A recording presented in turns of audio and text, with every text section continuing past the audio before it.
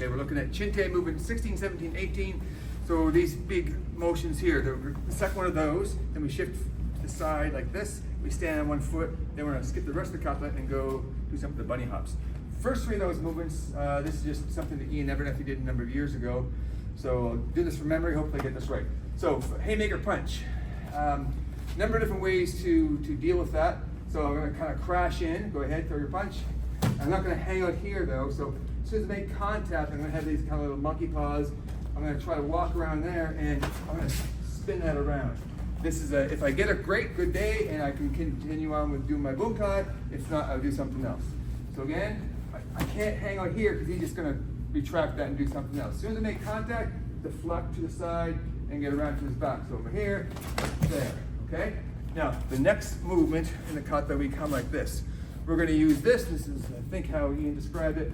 I'm crashing in and I'm not gonna hang out here, but as I'm reaching out to get a grip, what Vip could be doing is spinning one way or the other way.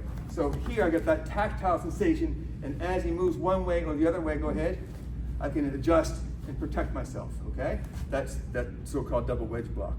And then in the kata, we stand on one foot, we have this big exaggerated hand motion like that.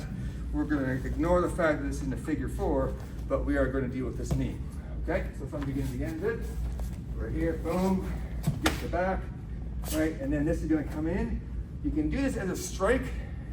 There's obviously some liability there if you're doing this in actual self-defense, or we can just do it as a push. So in dojo play, where it's going to make sure we're pushing, we're not gonna strike that tailbone.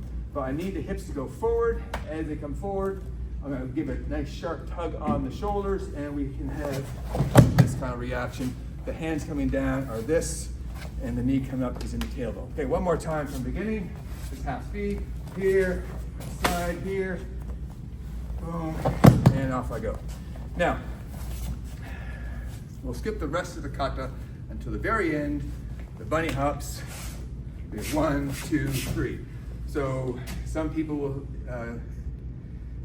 they'll argue that those are just to get back to the beginning where you started. The Japanese changed the kata, the angles changed, and the length of stances changed, and you started here and finished there. So they just did this to get back to the beginning. Maybe that's the case, maybe it actually has some combative value. We're gonna assume the latter. Disclaimer, if you do this for real, this is a go to jail card, go directly to jail, do not pass go, don't collect your $200.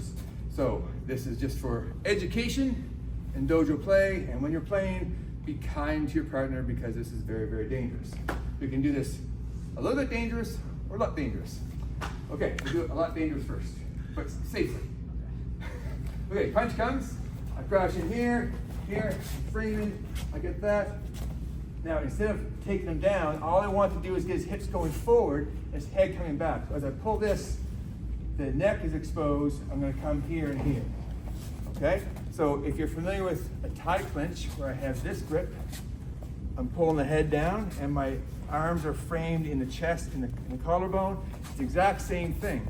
I have to get this position first before I get that.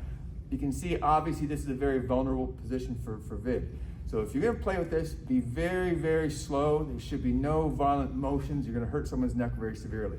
But I can kind of come back here slowly, and that's as far as I really want to go. I don't want to hurt Vid's neck, okay? Now, that's this. In the bunny hops, we're kind of going little hoppy motions. How you could interpret this is you're loading and you're pulling down. Obviously, if I do this, I drop with this position here, I'm going to do some serious damage to the neck.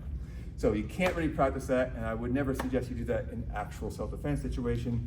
We're just exploring the kata. We can do this nicer though. So instead of using the bunny hop to shock and load pressure on the neck, we can just do this. I'm gonna not really hop backwards, I'm gonna come backwards and you take him down, kick him in the ribs, off we go. All right, one more time from the beginning. Crash in, frame on there, get a grip, come here. I can either take him down or I'm going to come here, there. I'll do the nice version, there. Kick ribs, off we go. Great, thanks for watching.